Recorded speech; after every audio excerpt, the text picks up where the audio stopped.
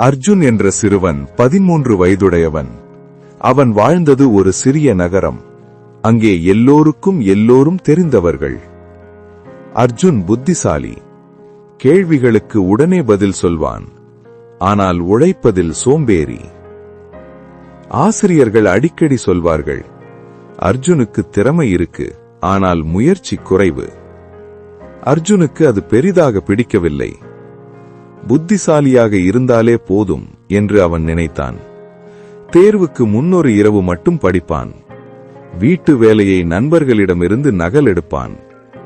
தோல்வி வந்தால் அதிர்ஷ்டத்தை குறை சொல்வான். வெற்றி வந்தால் முழு புகழையும் தனக்கே எடுத்துக்கொள்வான். ஒரு நாள் பள்ளியில் அறிவிப்பு வந்தது. அறிவியல் கண்காட்சி போட்டி. வெற்றி பெற்ற மாணவனுக்கு கல்வி உதவி, பெரிய நகரில் உள்ள அறிவியல் மையத்தை பார்ப்பதற்கான வாய்ப்பு. அர்ஜுனின் கண்கள் மின்னின. இதுதான் என் வாய்ப்பு என்று நினைத்தான். அவன் ஆசிரியர் ரவி சார் அனைவரிடமும் சொன்னார், இந்த போட்டி உங்களின் முயற்சியும் நேர்மையும் பற்றி, நகல் வேண்டாம். அர்ஜுன் தலையசைத்தான். ஆனால் மனதில் ஒரு சிறு சிரிப்பு. அர்ஜுன் தனியாக யோசிக்கவில்லை.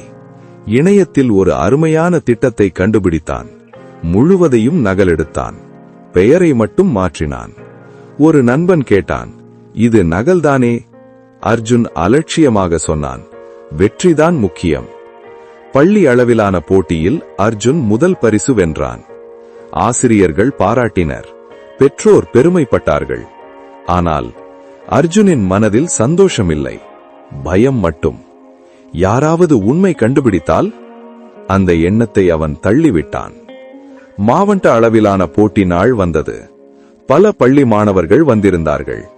அவர்களின் திட்டங்கள், கைப்பணி, சுய யோசனை, நம்பிக்கையுடன் விளக்கம். அர்ஜுனின் முறை வந்தது. நீதிபதிகள் கேட்டார்கள், இந்த தலைப்பை ஏன் தேர்வு செய்தாய்? அர்ஜுன் திணறினான். இந்த முடிவை எப்படி சோதனை செய்தாய்? அவன் மனம் காலியாகிவிட்டது. வியர்வை சொட்டியது. ஒரு நீதிபதி மெதுவாக சொன்னார், இந்த திட்டம் எங்களுக்கு ஏற்கனவே தெரிந்த மாதிரி இருக்கே. அர்ஜுனின் இதயம் உடைந்தது. சிறிது நேரத்தில் உண்மை வெளிவந்தது. அர்ஜுன் தகுதி நீக்கம் செய்யப்பட்டான். அரங்கம் முழுவதும் அமைதி. அர்ஜுன் கண்கள் தரையை பார்த்தன. அந்த மாலை பள்ளி படிக்கட்டில் தனியாக அமர்ந்திருந்தான் அர்ஜுன். ரவி சார் வந்து அருகில் அமர்ந்தார். மன்னிச்சிடுங்க சார். அர்ஜுன் குரல் நடுங்கியது. ரவி சார் கோபப்படவில்லை. அவர் மெதுவாக சொன்னார், உழைப்பில்லாத திறமை எண்ணெயில்லாத விளக்கு மாதிரி. ஒருமுறை ஒளி தரும், ஆனால் நீண்ட நாட்கள் ஒளி தராது. அர்ஜுனின் கண்களில் கண்ணீர். நான் ஜெயிக்கணும் நினைச்சேன் சார். ரவி சார் சிரித்தார். ஜெயிக்க நினைப்பது தவறில்லை. ஆனால் நகல் எடுத்தால் நீ உன் சுயமரியாதையை இழக்கிறாய். அந்த இரவு அர்ஜுன் தூங்கவில்லை. குறுக்கு வழி அவனிடமிருந்து நம்பிக்கையை, மரியாதையை, சந்தோஷத்தை எப்படி பறித்தது என்று நினைத்தான். அந்த இரவு அவன் ஒரு மௌனமான வாக்குறுதி செய்தான். சில மாதங்களுக்கு பிறகு ஒரு சமூக புதுமை போட்டி நடந்தது. இந்த முறை அர்ஜுன் நேர்மையாக முயற்சி செய்தான். பலமுறை தோல்வி. மாதிரி உடைந்தது. யோசனைகள் வேலை செய்யவில்லை. ஆனால் அவன் விடவில்லை. கேள்வி கேட்டான். பொறுமையாக கற்றுக்கொண்டான். மெதுவாக முன்னேறினான். இறுதி நாளில் அர்ஜுன் முதல் பரிசு பெறவில்லை, 2ஆம் பரிசு. ஆனால் இந்த முறை அவன் சிரிப்பு உண்மையானது.